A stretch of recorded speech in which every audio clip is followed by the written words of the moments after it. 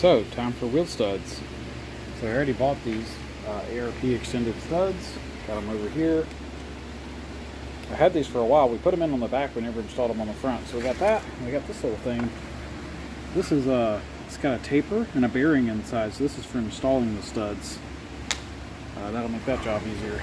So we're gonna see how this goes. I saw a video.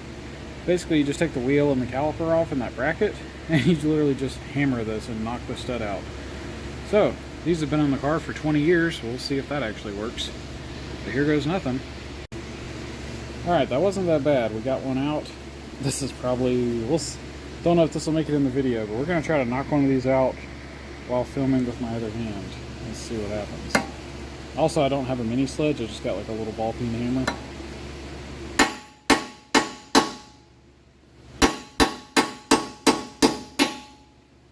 Boom. Not so bad.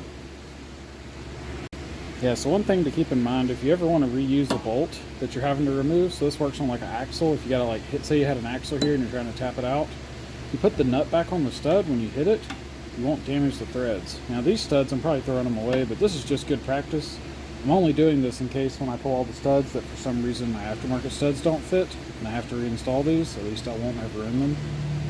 So I figured I'd mention that.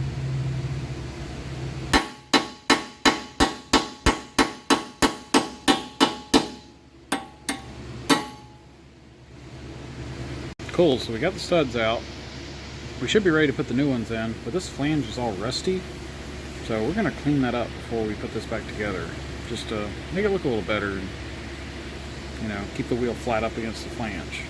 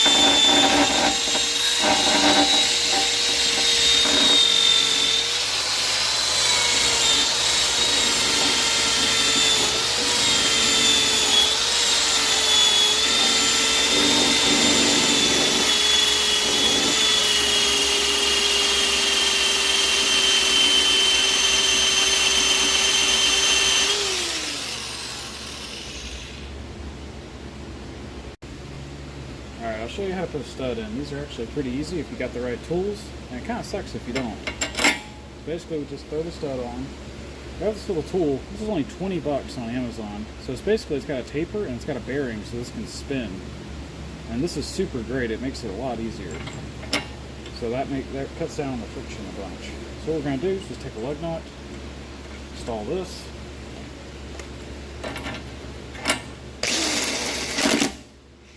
So now it's run down, but we haven't got the stud pulled into the flange, so now we do that.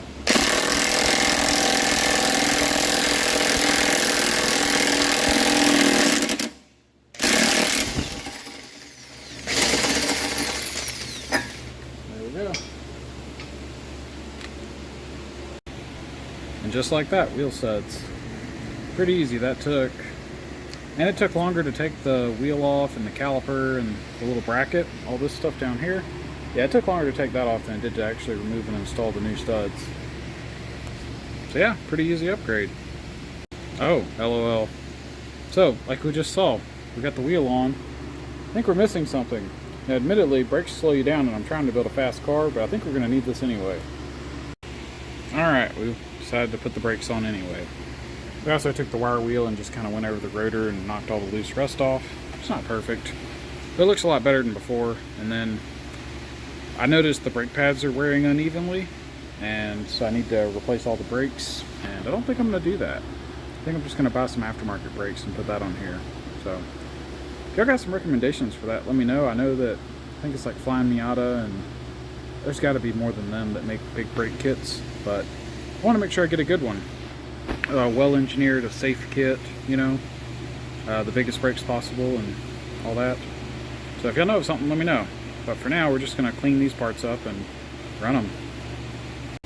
There we go, now with brakes. Looks pretty good. I like these studs because now the aluminum nuts, you know, they got full thread engagement, as you can see. So zoom in. Basically, right where the threads stop on the nut is where the threads stop on the ARP, so it's kind of designed perfectly. Works out good. Alright, we got the wheel studs on both sides now. Got the wheels all put back on. Looking good. I think we estimated this would take 30 minutes and it took about 2 hours. Something like that. But the funny part is, doing the studs really didn't take long. What took a while was cleaning it. So you can see a lot of the, like the brake rotor is shiny, and I cleaned the flange it goes on. I didn't clean the rotor, I cleaned the rotor, I didn't clean the caliper. But that added some time to it. But hey, got it done. Good to make progress, because it sure seems like things have been going slow lately. So, yay.